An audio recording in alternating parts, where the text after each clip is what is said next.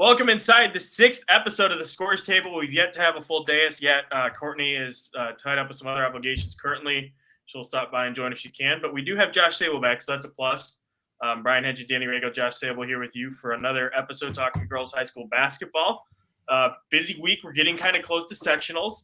Josh, for you as a coach, is this kind of like the time of year when you start peeking ahead a little bit to sectionals and just kind of, I guess, is this sort of like the grind portion of the season for everybody? Yeah, I think like for me, like this is when we would start to taper.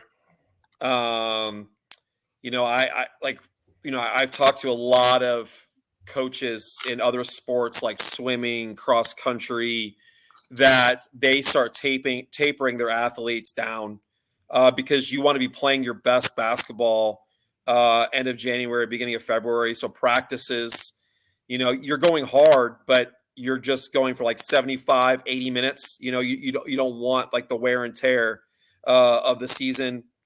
Your scouting reports are probably a little bit more like, a one-page variety, because like you said, it is a grind. You're kind of in the dog days of the season right now, and you want your teams playing their absolute best. So my guess is a lot of coaches right now are starting to, taper down and, like I said, getting ready for that tournament. Danny, you and I think every game that we talked about last week delivered with the excitement and made for some fun games. Just a quick one-hitter before we get to Josh and Sagarin. If you could pick one game to spotlight, one result from last week, Danny, that stood out to you, what would it be? Plainfield stood out. I mean, I'm not like – we talked about the prognostication of Hannah Menser, but like we're seeing this on a regular basis now. Like these fresh, whether it's Kenzie Cook or whether it's in the lapel basketball game, whether it's Lily Graves at the Twin Lakes tournament, and now Hannah Menser in the Hendricks County tournament, like it's kind of a precursor to what we're going to talk about on this cast with some of the middle schoolers. But these kids are coming in different than it seems like than ever before. But Plainfield, I think the Hendricks County tournament, we kind of said that we were going to learn who the favorite was. And Plainfield, interestingly enough, albeit having 12 wins going into the Hendricks County tournament, 2 of their 4 losses came against sectional opponents in Avon and Brownsburg. They avenged the one against Brownsburg in the tournament, but for Hannah Menser to have, what was it, Hank, 27 points in a double overtime basketball game with Berkeley Williams and Peyton Bench fouling out of the basketball game to win the Hendricks County tournament is not something that a 2027 freshman is supposed to be able to do. And to me, I think that's the headline of the week. That is all due respect to Center Grove and Jennings County. I think we just, Josh is going to lead into it with some of the parity and how close we are with Sagarin, but we know who the good teams are. And I think Center Grove and Jennings County are great teams, but Plainfield, I think they've established themselves as a favorite in that sectional. I think they've established themselves as a very difficult team, or a team that you don't want to face to knock out of the tournament. And they have a budding star in Hannah Menser. So for me, that's a number one. Congratulations to the Plainfield Quakers and Hannah Menser. Yeah, and I know Kurt Binge very, very well. He's probably one of my closest friends in the coaching profession. And the thing about Kurt is like, this is how he wants to play. Like he is a run and jump, 60 possessions. Let's try to score 70 points. Let's share the basketball. Let's make the extra pass. He's been wanting to do this for a while, but he didn't have the personnel the last like 3 years. So this is really more about who Kurt in Plainfield is. And I know he's really, really excited about this group. Now, they have a real test tomorrow. They play at Franklin tomorrow. Both teams are undefeated in conference play. I think both teams only have 2 losses on the season. So we'll learn a lot more about Plainfield tomorrow. Yeah, and you can tell Danny read my story because I said the same thing about Plainfield after that game, or I think Monday after one of the stories. But yeah, it's interesting in that section that Plainfield's in because Avon's actually beaten both Brownsburg and Plainfield. Plainfield beat Brownsburg in double overtime at the beginning of the year, then again in the county tournament.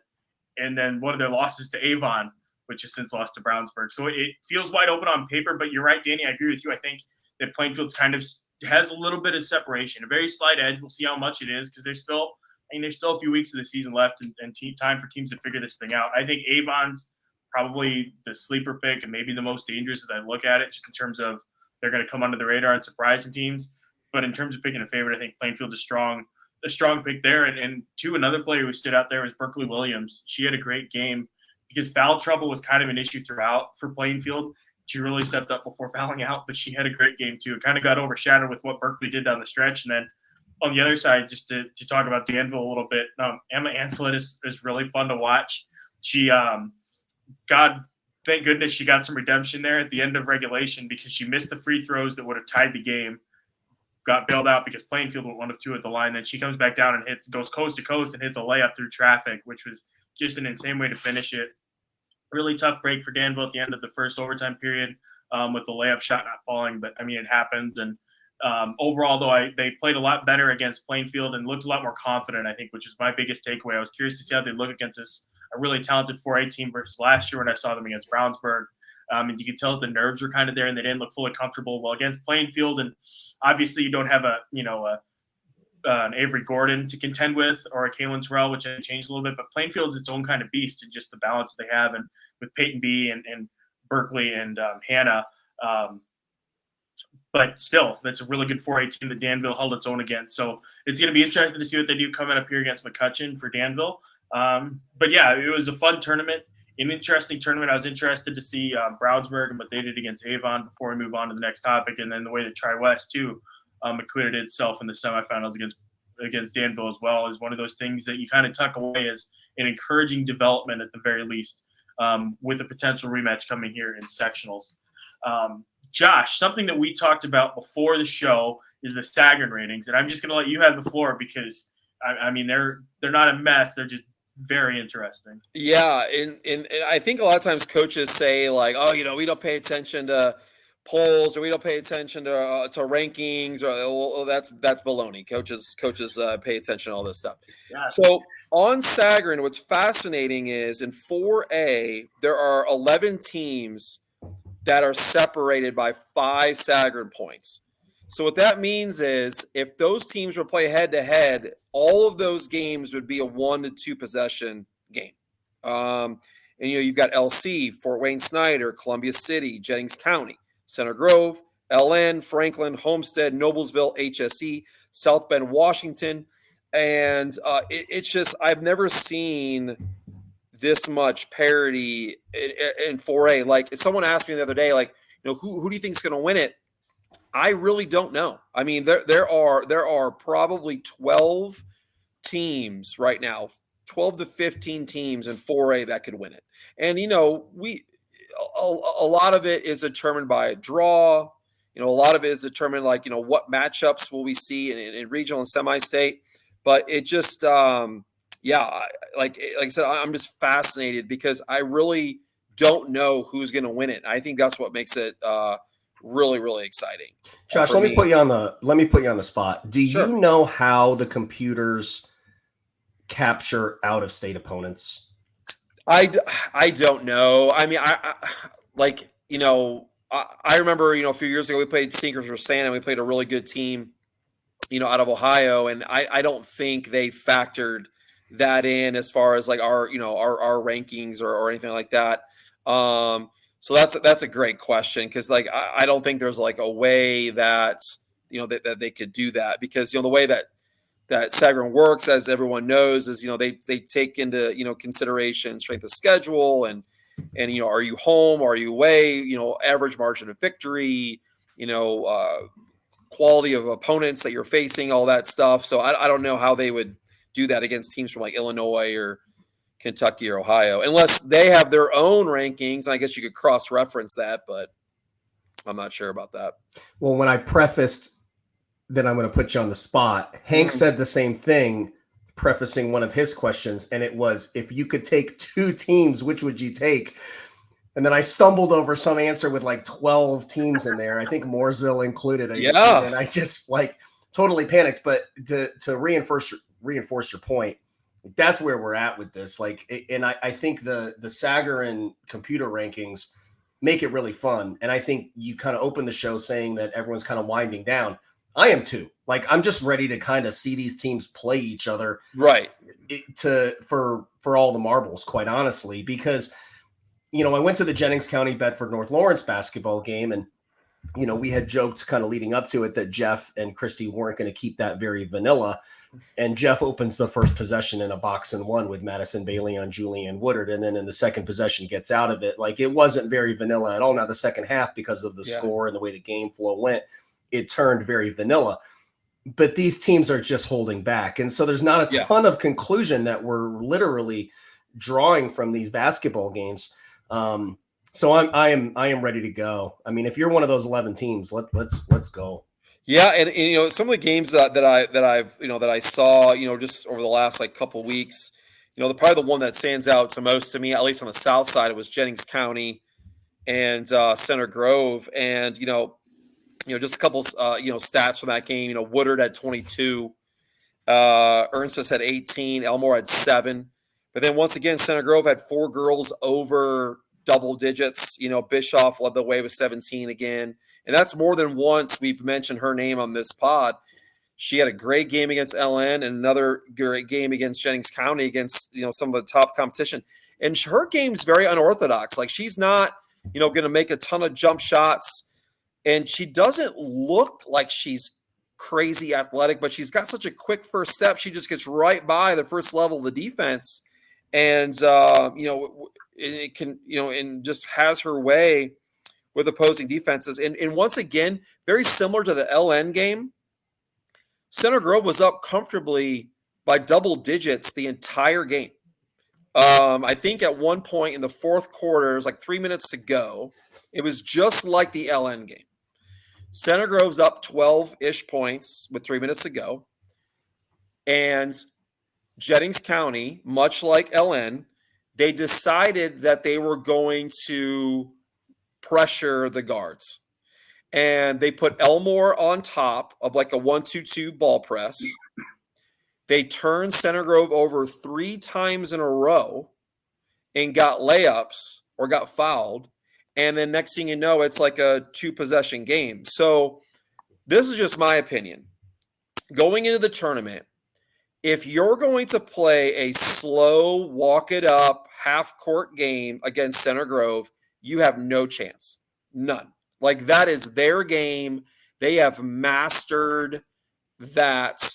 You have no shot. If you are going to beat Center Grove in the tournament, you are going to have to try to get 60 to 70 possessions against them, because I've watched multiple teams now try to play their game against them, and Center Grove wins those games easily against top competition. And that's not a slight at Center Grove. That's a tip of the cap to their coaches, to their players. They have mastered that style of play. And if you're going to win the tournament, you're going to have to do something different against them, because they are very, very well coached, very disciplined, and they've got experience and a lot of balance. So they're gonna be tough. The other game I watched. Well, just before you transition that, so Center Grove, you talked about how they run Kevin stuff. They're very well coached. We've talked about how they guard the pack line and all of that. Mm-hmm. If you are not a basketball team that wants to get up into the 65, 70 possession kind of basketball game, maybe even like Jennings County, for example, you've got to at least get a lead. Because I think when Center Grove, if they're a front running basketball team, and because they make good decisions, they make free throws. The only one of their starting 5 that wasn't in double figures was Aubrey Booker, but probably and arguably maybe even their most important player. There were a lot of possessions where she was guarding Julianne Woodard. They're just so complete and so balanced. But if you don't want to play in the pace that maybe, say, a Franklin wants to play and get the game up into 65 possessions and try to create efficiency that way, you at least have to make them uncomfortable and make them chase you from behind. Correct. And that's a really difficult thing to do. So I think if I was coaching against Kevin, I'm gonna run my really, really good stuff. I'm gonna run my really good sets, the ones that are in the 75, 80% return rate. I'm going to run those in the first quarter because I want to try to get to 20 in that first quarter, probably just to kind of change the game a little bit. And then you can slow it down and be methodical the rest of the way. But if you let them get out in front of you, Center Grove is really making a statement. Yeah, no doubt. And some huge wins, like I said, LN, Jennings County. Now they have a big one coming up at the end of the year against HSC. And I think that will be like a measuring stick game where, okay, we know how you can do against teams from the South, but let's see how it translates to those, those teams up north. Because as we know, those teams, on the north side are really good in their own right. You said you had another game. Yeah, the other game I saw was Mooresville and Franklin, and both those teams only had 2 losses. And much like Plainfield, like I don't feel like Plainfield, Mooresville, and Franklin have gotten no one's really talked about them a whole lot so far this year. Like all 3 of those teams are really under the radar. All 3 of those coaches have over 400 wins. I don't know a conference that has coaches in it that have more wins than those 3 combined. The game went exactly like how you would expect. It was very well coached, and it was very tight, for about a half. And then, Franklin hit some shots and pulled away. But the takeaway from that game for me, and like I said, I'll add Plainfield to this as well, is that I don't think people are talking about Franklin, Mooresville, and Plainfield enough. And I think when you get to the tournament, when you have coaching like Mark Kurt Binge, Mark Armstrong, you have experience, which these teams have. You could see some upsets. Like you could see some teams that, maybe we weren't talking about them as much. And I think that's probably how they like it. Like if I had to ask Mark, Kurt, and Mike, they probably like the fact that no one's talking about them right now, so you can sneak up on some people. But I got a feeling once the tournament, rolls around, like those 3 teams, they could surprise some people. Franklin's number 9, by the way, in the coaches poll. Mooresville was in there for a while, I think, but they dropped out. They just dropped out of the Fab 15 that we do each week as well. But I mean, you're right, Josh. I mean, they'll be right in the thick of things. I feel like Franklin's a little bit more on the radar just because everybody kind of knew about the experience, or most people, I shouldn't say everyone, most people knew about the experience they have coming back. But Mooresville, like you said, they're under the radar. And Danny, I think we joked about this last week. They're in the same sectional, Center Grove, right? Mooresville is, yes. Yeah. So that'll be an interesting game. I mean, that's some really tough sledding with how good Center Groves look. But I mean, if there's a team to do it, it's Mooresville. I mean, Josh, you saw firsthand what that team's capable of, in the postseason, getting what they did all the way, getting the semi-state the year that you guys finished runner-up. Did Josh freeze? Am I frozen? Josh looks very frozen right now. Maybe it's a bit. Maybe he's getting us. But no, I mean, I think he brings up a good point with that. There's a lot of good games we're going to get to for next week, but while we try to reconnect with Josh, if you're going to log out and log back in, I'll let you back on. Danny, we wanted to talk about just the idea of middle schoolers playing basketball in Indiana. Now, I know it's a thing in surrounding states. Where I come from in South Dakota, it's definitely a thing as well. And it makes is it really? Yeah, it is. And I mean, it makes sense up there because obviously you're dealing with some different population numbers, some different, size schools, rural areas, all that sort of stuff. But here in Indiana, I mean, there's a large rural population here as well outside of the city centers. And it was kind of surprising to me that the middle schoolers aren't allowed to play varsity out here. What is your experience with that? What is your thoughts on allowing 7th, 8th graders to play up with the high schoolers?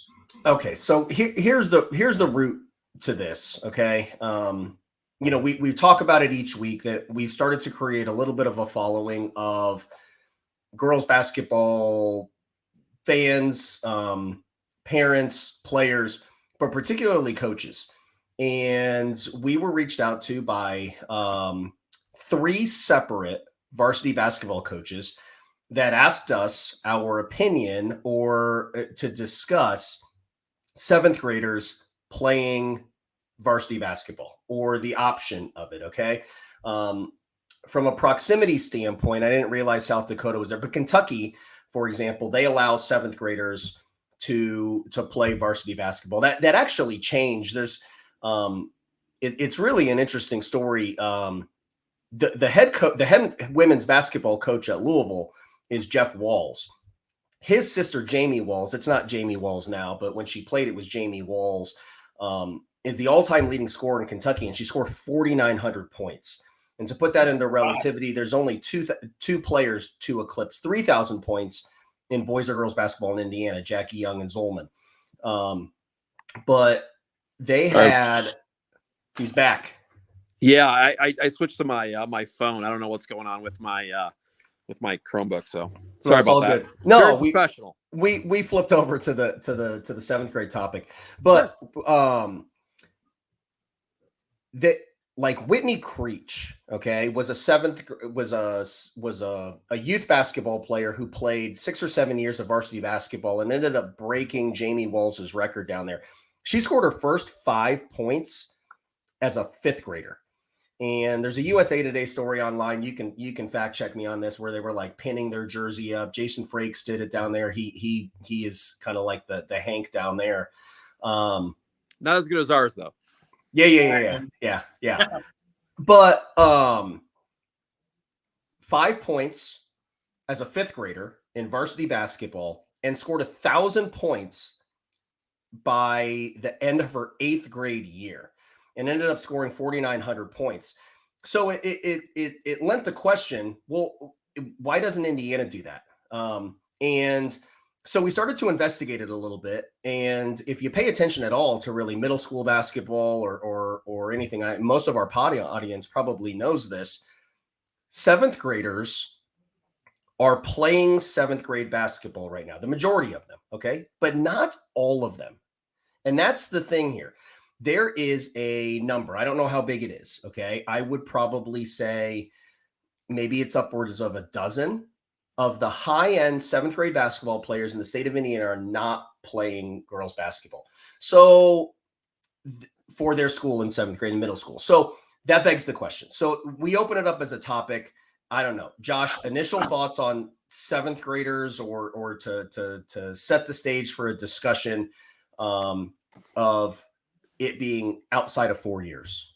Yeah. I mean, I remember like when I first learned about it, I think I was watching IU men's playing, and they said that Remy Abel checked into the game. This was like a long time ago. This was like when Tom Crean was still the coach. And they said that like Remy Abel had like 6,000 career points in high school. And I'm like, what? Wait, like what's going on here? Like that's unheard of. Cause in Indiana, if you're a 1,000-point scorer, like that's a big deal. And of course, I found out that like Remy Abel's been playing varsity basketball since 7th grade. So I don't know. I'm kind of torn on it. Like I definitely believe in stages, not ages. Like Hannah Menser can ball. Like she probably could have played, for Plainfield as a 7th grader or 8th grader. There's no doubt about it. But then the other part of me also thinks like, like it's okay to like be a kid and run your own race as well. Like, you don't need to be playing varsity basketball as a 7th grader or an 8th grader, or like you said, like, well, I'm not going to play for middle school basketball because my middle school coach is a math teacher, and they're just collecting like a $2,500 stipend or whatever, but they don't know anything about basketball. Like I'm kind of like one of these, I guess, like, like romanticize the whole thing of, okay, you're playing for your school and you're playing for your community and you're playing for your family and you're going to, cut down the nets and win sectional and you're going to go downtown and you're going to celebrate. Like, I know I'm going on a rant here, but like, I do feel like it's still okay to develop and run your own race and be a kid. And then when you're a freshman, if you're good enough, you will play. Like I started freshman and had a lot of success in my coaching career doing that, but I don't think we need to rush it, I guess is what I'm trying to say. Well, you mentioned one of the arguments, before Hank kind of weighs in, it's 7th grade basketball is an extracurricular activity. Okay. Mhm. And what I hear from a lot of the kids, the high-end kids that have selected not to play or elected not to play 7th grade basketball is they don't want to be coached by somebody who also views it as an extracurricular activity. So the high-end kid wants to be coached, wants to be challenged. They feel like it's not very fulfilling. But I think it's really just the high-end kids. If you look at Kentucky, for example, out of the top 20, I made a phone call to somebody I know down there just yesterday. There's a Myra Jordan at Sacred Hearts. There's Jaden McLean at I think it's Ryle. I think Ryle or George Rogers Clark, one of the two. But outside of that, there's not a ton of 7th graders. So I think one of the things that I would pose, or one of the questions that I would pose is, let's say all these 7th graders that are sitting out. Okay. If you look at their respective school districts and inject them onto those rosters, what's their role? What's their role on a varsity basketball team right now? So that's kind of an interesting point. Hank, I cut you off, man. Go ahead and weigh in. Yeah, no, well, following up with what you said, I mean, if you inject them on the varsity team and they're sitting around and they're not playing or whatever, then what's kind of the point, I guess? Like, I guess you're doing it behind the scenes, but to bounce off of Josh's point, I mean, there's nothing wrong either with playing to have fun. You know what I mean? And I think I'm on the fence with allowing middle schoolers to play versus not. I think if numbers were more of an issue, particularly at the smaller schools, just should dive into more. I think it makes sense, kind of like a case-by-case basis. Like, obviously, 4A schools don't really need to do that. They don't need to pull from the middle school ranks to fill out a roster, to build a bench or build depth.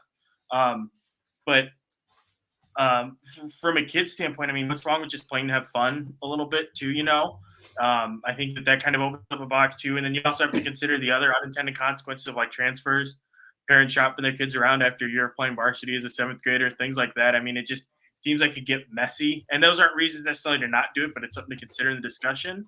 But I mean, we're at a stage now where it seems like burnout is becoming ever more prevalent as kids specialize in sports. And it seems like if you're forcing them into this powder keg and playing high school basketball as a middle schooler, and parents are pushing their kids differently than some of them, not all of them, I think that it could lead to more burnout and have problems in that respect too. So I think it gets a little more complicated once you dive in deep. But like you said, Danny, I mean, how many kids did this actually affect? Let's isolate it at the 4A level. Like, there's a very finite number. Like, I look at a kid like Lily Graves, who I'll see again later tonight. Like, I look at her and she's built like a kid for years now. Seems like she probably could have been playing high school basketball and fine with it.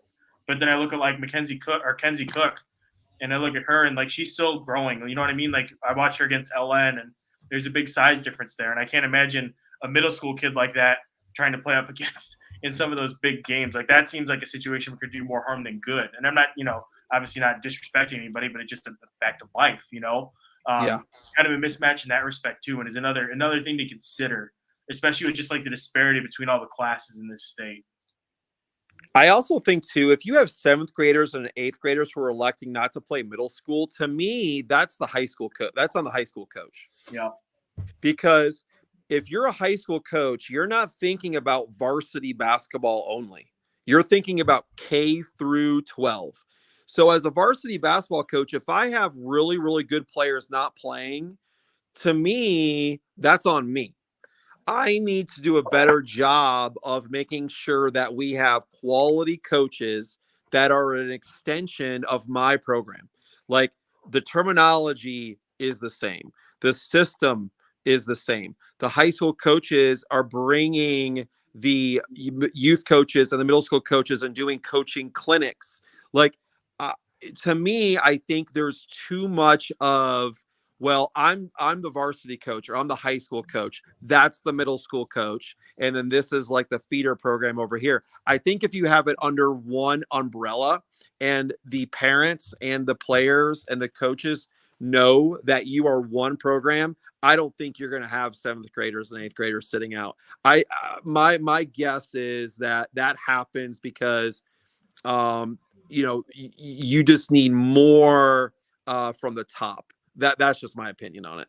Yeah, and I mean too, you look at the foundation of all these successful programs. Like, one of the memories that stands out to me from covering that Noblesville state tournament run in 22, and I apologize, Josh, for continuing to go back to that. No, it's okay. That's why I'm here. is in that sectional tournament. And it was last year too, when I was around Fishers and when Fishers won those games, is like the number of young kids there. You know what I mean? Like the young girls who play in the youth program are coming out there and swarming the kids. Like they idolize these high schoolers because they're the ones they've grown up, watching. And obviously we hear those stories all the time. And then in Columbia City, talking to Amy Shear about when they won the Hall of Fame Classic, just the process for her. And it gets back to what Josh was just talking about, the middle school program, building up those youth ranks and building that youth program. So if kids aren't playing middle school ball, I think I kind of wonder, not blame, but I think maybe you kind of look and you see, well, what's wrong with the program? The kids aren't doing it. And then if your program's running well and it's kind of like a few isolated incidents, maybe it's the parents. I mean, Josh, Danny, we all know, we've all heard the horror stories of parents getting too involved and just trying to live vicariously through their kids' lives, or just to have these, high standards to their kids and what they think is best for them. And that's cool. That's their prerogative. But at the same time, they kind of lose that perspective, So maybe they're yanking them or, influencing the way their kid thinks. And again, that's what's great about high school athletics, is that there's a big element of having fun with it. Like, I know that's something we've talked about before, but there's something different. And I think that's really healthy to maintain with the high school programs, that you can be competitive, you can try and grow as a player, but at the same time, you can have fun. And who really gives a shit if you win or lose, I mean, that's why you have the AAU programs and the club programs and the trainers, like, all these different options. And those continue growing. And there's so many great people doing that stuff in Indiana in particular.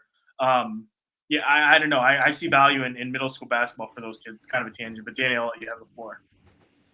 Well, okay, so let's state a fact here, and I'm certainly not arguing for seventh graders to be on varsity. I'm just trying to kind of approach this from all angles. Oh, sure. It is a fact that good seventh and eighth graders right now are not playing for their school.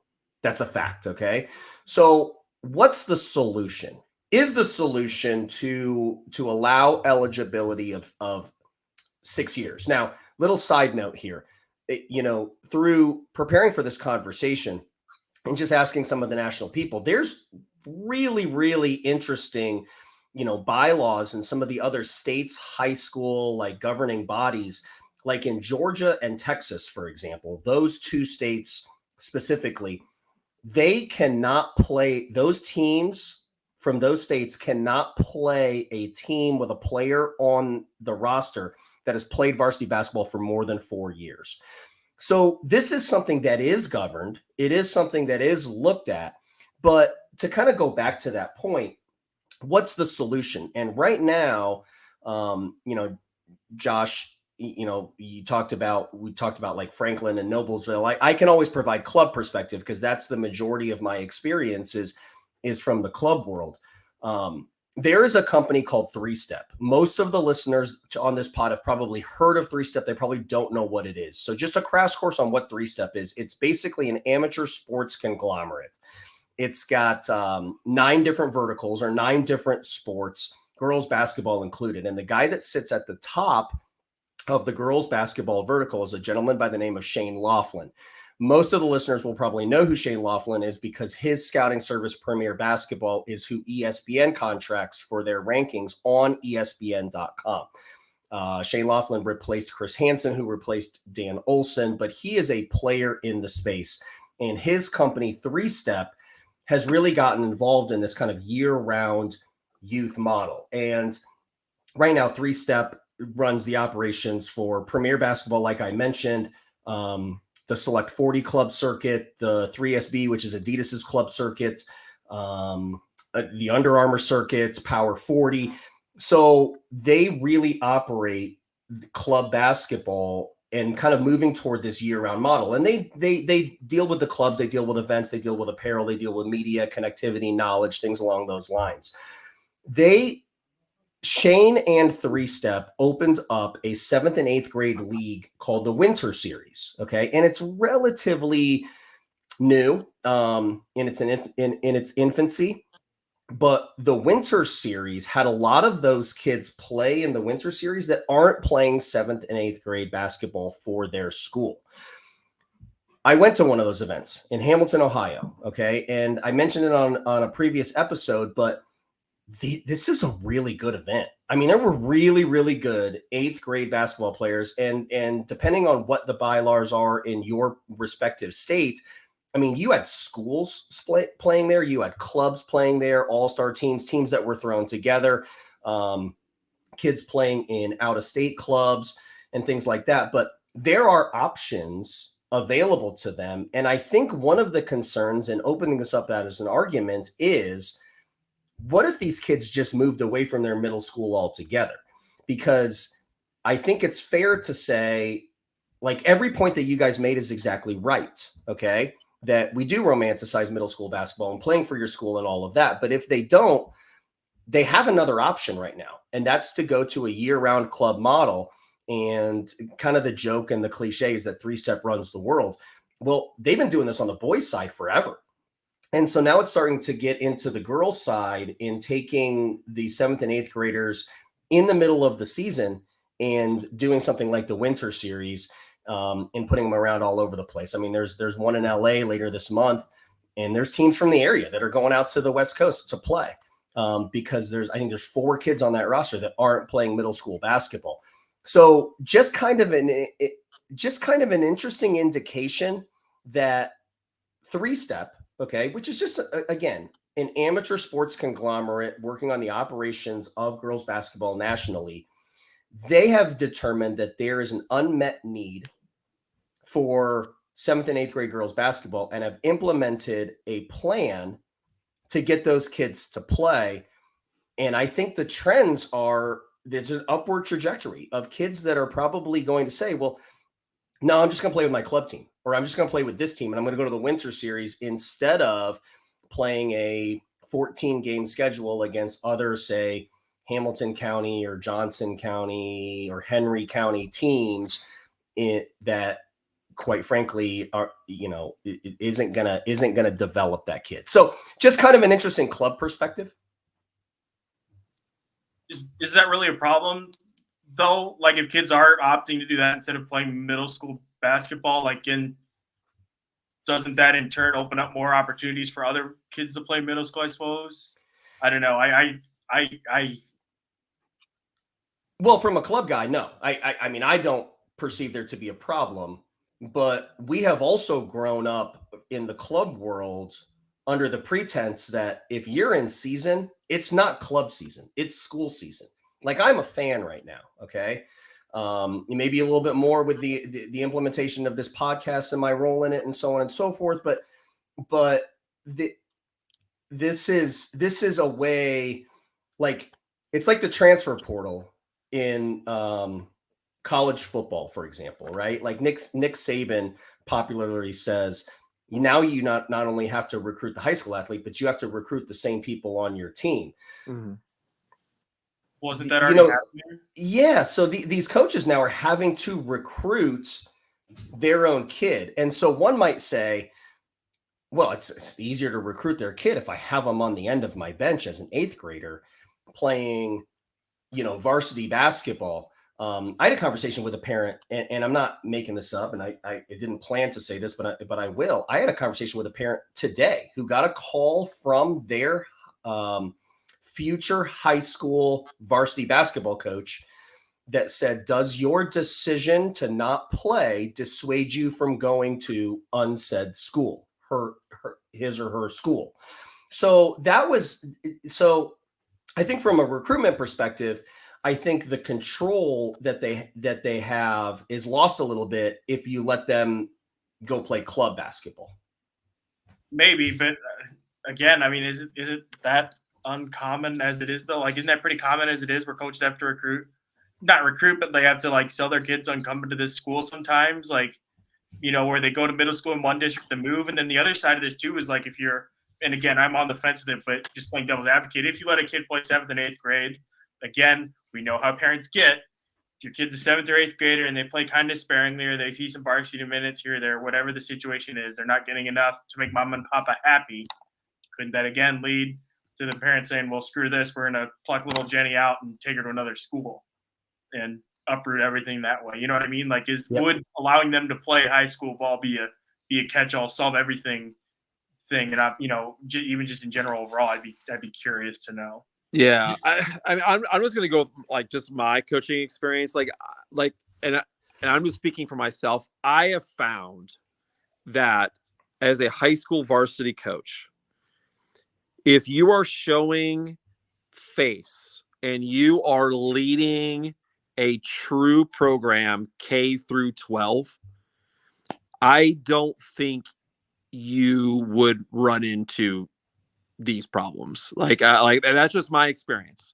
I think, you know, if you aren't, and let's say the math teacher is your 7th grade coach or 8th grade coach, then yeah, I think you're kind of, as a varsity coach, like you're kind of opening up opportunities for girls to say, you know what, like I'm going to get a lot better if I go over here.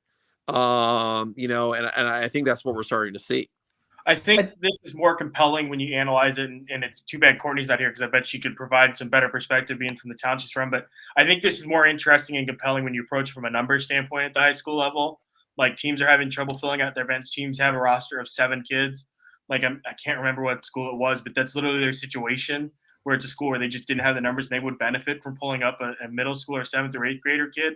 I think when you view it through the club lens and like, why aren't kids playing middle school basketball? I mean, every situation is different, and I don't know that allowing kids to play varsity in high school really affects that one way or the other necessarily.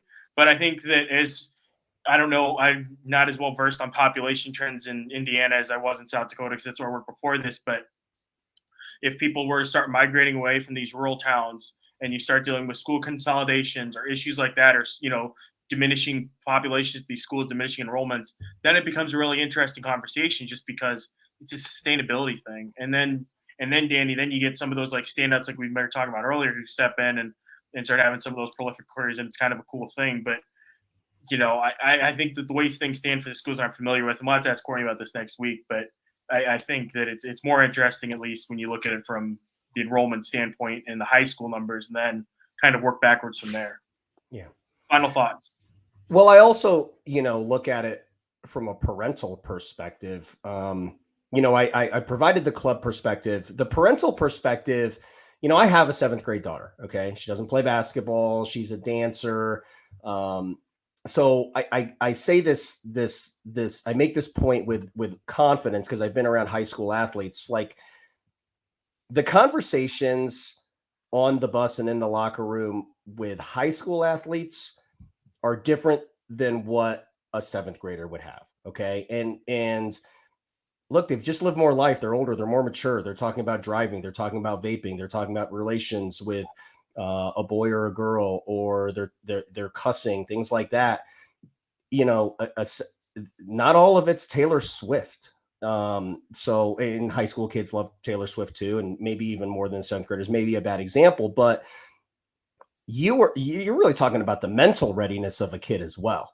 Not just the physical readiness. So I think that's a big challenge in just, you know, what's being talked about on the bus. What are you exposing them to? I mean, we live in a different world now, where there's different legalities and there's different illegalities. And, you know, it seems like a sophomore now is much more mature and longer in the tooth in life than I was as a 7th grader. And you know, it just seems like that. So just point.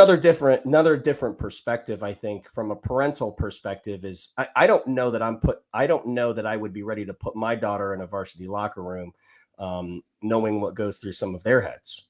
Oh, absolutely. That's a great point too. And I mean, just thought from a kid making a team over a senior or something like that, getting playing time over a senior, things like that too. And yeah, I mean, gosh, just look at a freshman from the beginning of the year. Like, you know, I kind of pop in and out, so to speak, at different points of these kids' season. So to talk to a freshman at the beginning of the year versus just a month or two later, the difference would astound you. You know what I mean? It's almost like they're an entirely different kid, because they're just maturing so quickly at that age. And I think that's a great point you bring up, Danny. A final thought from you, Josh, before we move on to some games from this week? No, I think we've covered it pretty well. You know, I would just say, like, from a former high school coach and as a parent, I would like to see kids play for their school and play for their 7th grade coach, play for their 8th grade coach, because, you know, a lot of times, you know, if you're playing up, Like let's say you're a really good 7th grader or a really good 8th grader, and you're playing varsity. Now maybe you're a role player, or you're the 6th man or the 7th man. Where if you're playing 7th grade, or 8th grade, and you're playing in your own class, you're going to develop more of like an attack mentality, and I just know from like development, like I'd rather see that than have kids come up, because maybe they don't become that dog, or they don't become that player because they didn't have those 7th grade and 8th grade years where they could get a bulk of the minutes and the balls in their hand and that. So like I said, I think playing for your middle school team, like those years are important for your development. Just one quick, and just got to add here too, though, they allow it in college now. I mean, you can graduate early and join your college team early. So I think we're in this weird, like, where's the line kind of thing. When is too early? So, because for every one example of we tell you that there's not mental or physical readiness for a 7th or 8th grader to be playing varsity on this respective roster, somebody's going to come right on top of us and say, well, yeah, kind of what Hank said. And I think that point that he made was really smart, is when you get in these rural areas, this might be the difference between being able to field a basketball team at the varsity level and not fielding a varsity team at the basketball level. And so that's where I don't really know where I land on this argument. I think I would finalize my point and my argument, and I would punctuate this talk with this. Okay. If the IHSAA or the IBCA, whoever the governing body is that would make that decision to allow 7th and 8th grade basketball players to play varsity, I don't think I would be super upset about it. But what I would say is I do think that it would be very, very, very rare to have a 7th or 8th grade kid that could do it. So if there is a kid, Jeff Walz's baby sister, Jamie, or Whitney Creech, who scored 5,000 basketball points in Kentucky, or Shelby Calhoun, who played 6 years and is the all-time leading rebounder, assist leader, stealer, block shots, and points at Cal High School in Louisville.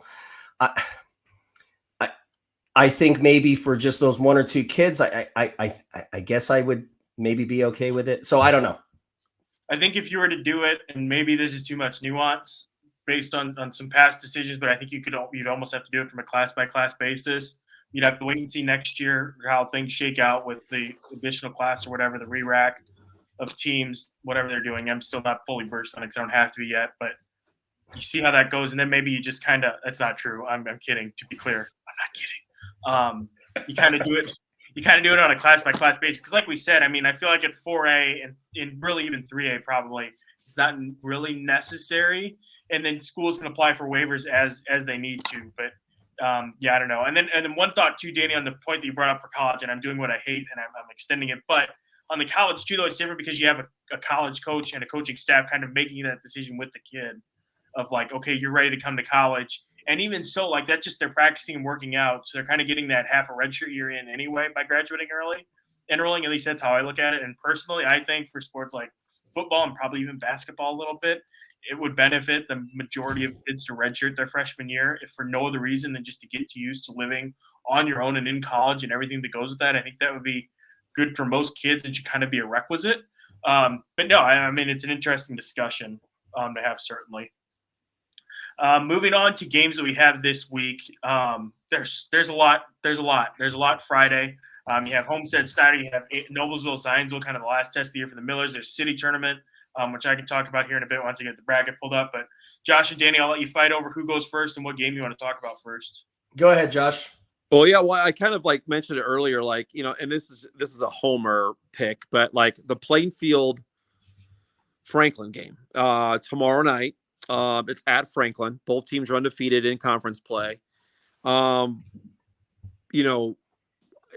It's going to be fascinating because obviously Franklin has the experience. I mean, they've got 11 seniors on the team. And they have played this 2024 class for Franklin has played in more big games probably than any other class in the state.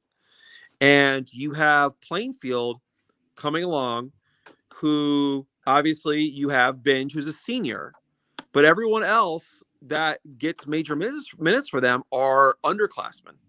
And it's going to be really interesting to see. You have the experience against the youth. And is this going to be like changing of the guard, or is this going to be Franklin coming out and saying like, "Hey, remember us"? Like, so I'm kind of fascinated by this game tomorrow night. Yeah.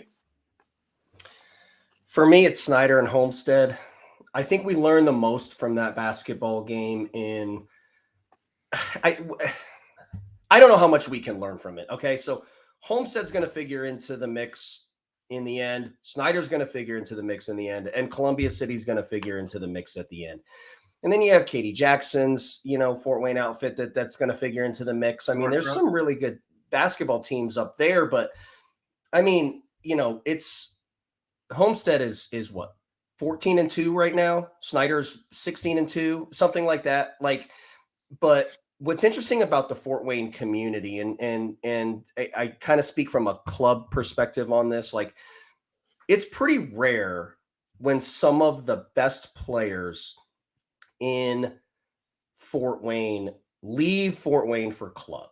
Okay, so Ayanna Patterson, Darby Maggard, Krista McLaughlin, Jordan Poole for a cup of coffee. But outside of that, everyone pretty much plays club basketball with kids that are on those opposite basketball teams or their teammates with them or whatever. So I'm always so fascinated by Fort Wayne and what happens. And we've seen Columbia City and Snider, and we've seen Snider come down and play Noblesville and play Carmel.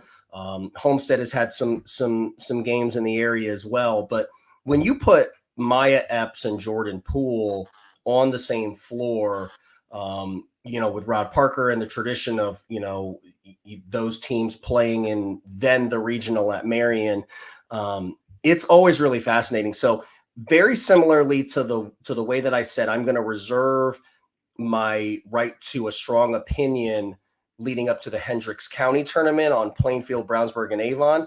I think it's the same thing with Snider, Homestead, and Columbia City.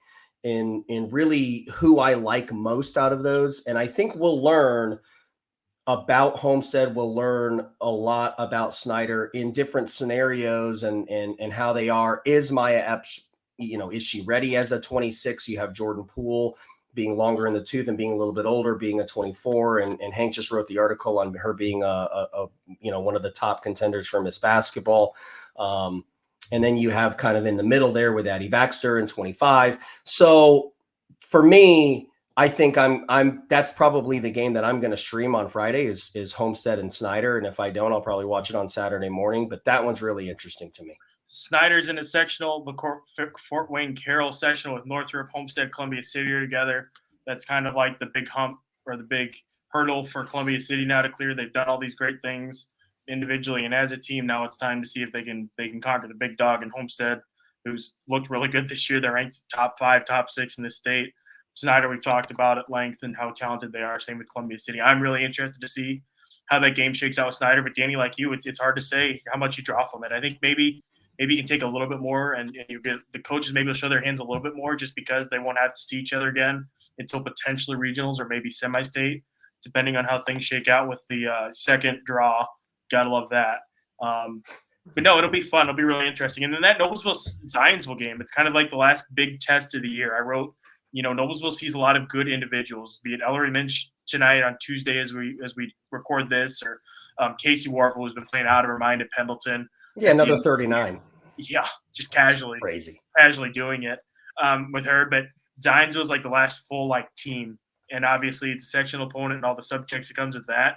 Zionsville is kind of one of those teams that's just quietly gone about their business, and I'm not saying that they're overlooked or ignored, but they're kind of under the radar this year, I feel like, just because you have HSE specifically. Noblesville always seems to be there. Fishers is always there and has been playing really well. And then it's and then there's Zionsville, and it's not to suggest they're an all-star end, but they're going to be a contender in that section as well. And it's a chance for them to send a message with how they perform. And then for the Noblesville side, I always go back to this in 2022 when they won state. That Zionsville game they lost on the road late in the year was a turning point. And I remember standing outside that locker room for, 40 minutes or at least while they had a come to Jesus moment inside that room. And that's the turning point, and that's where things took off for them. So it's kind of an inflection point late in the year for them. Mentioned it earlier, though, as I shift to the games that I'm going to be talking about and covering Thursday and then potentially Friday is city tournament. You're going to have Cathedral, assuming they can get past Heron, playing likely the winner of Heritage Christian and Chittard, and the championship game. So that'll be interesting. A couple players from Tech. They have Kayla Lacombe, who's averaging 26 a game.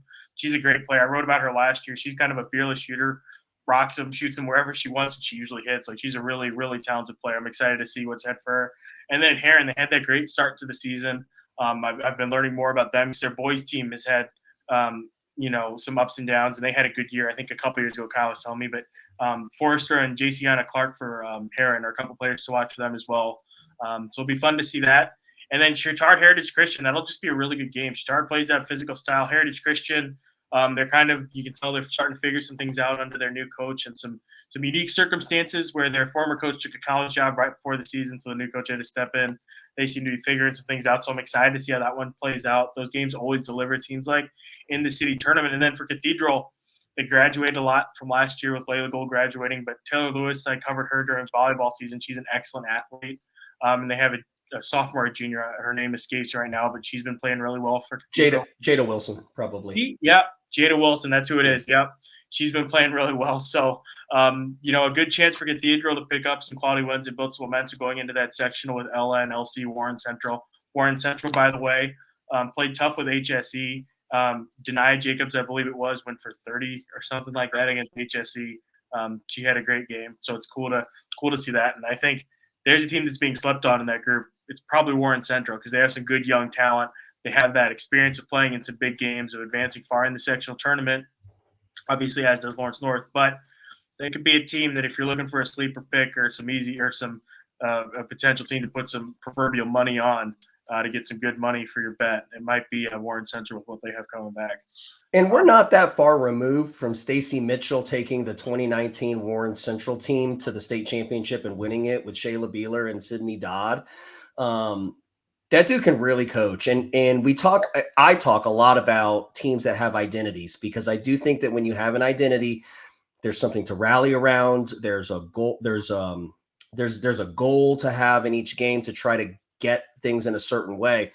Stacy's really, really good at playing his zone, and he wasn't scared to play that zone against HSE. I mean, he wasn't scared of their shooting at all. And they put little intricacies in it where they kind of closed out on the shooters and kind of shaded toward the shooters. And if you go back and watch that basketball game, it definitely bothered HSE enough. I mean, HSE is just ultra talented, and they got away from them in the end, but they didn't have their best basketball game. And a lot of it was credited to that zone, but Stacy Mitchell that dude can really deal, man. Yeah. Yeah. Hamilton Heights is a big stretch. I just wanted to shout them out quick. They have a huge stretch coming up here, so we're going to learn a lot about them.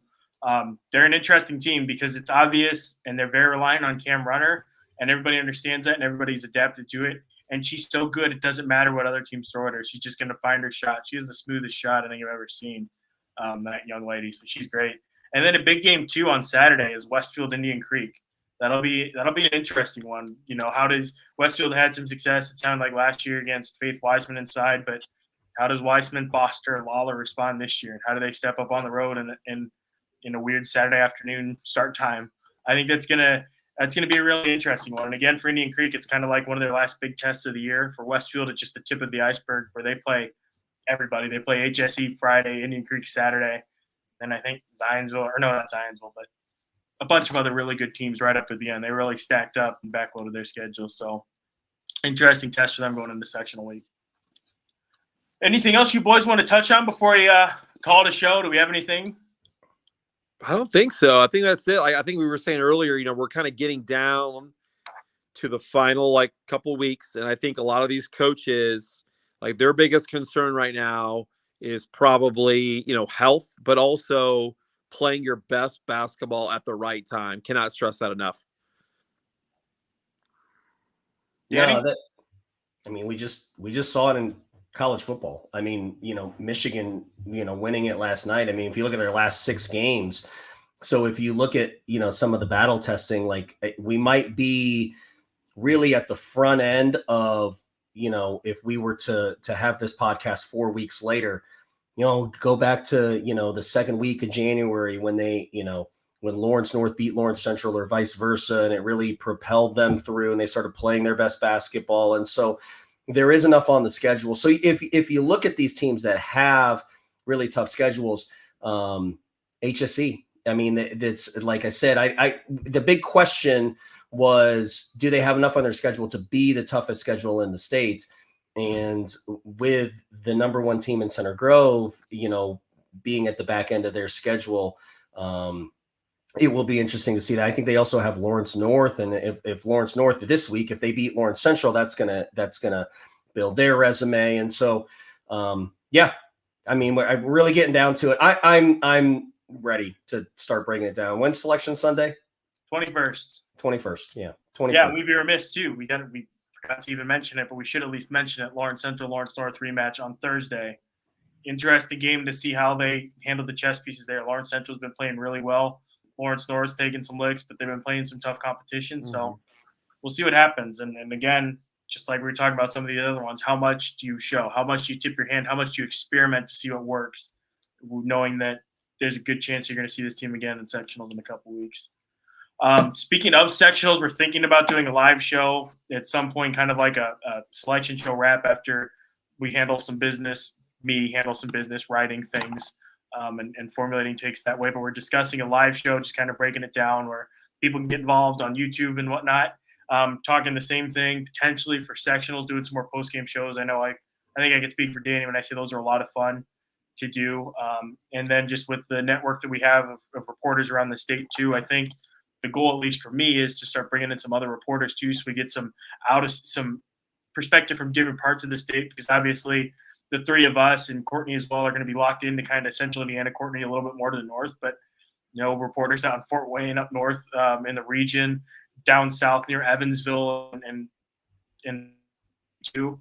I don't know why I said Louisville side of the state. That was weird. But all sorts of different perspectives. So the goal is to kind of expand this a little bit for the state tournament and just continue having fun with it. I'm having fun. Are you guys having fun? Yeah, having a great time with this. I'll tell you what, though, if we're going live, we better with this group, we better be at like a 30-second delay. Oh yeah. maybe a dump button.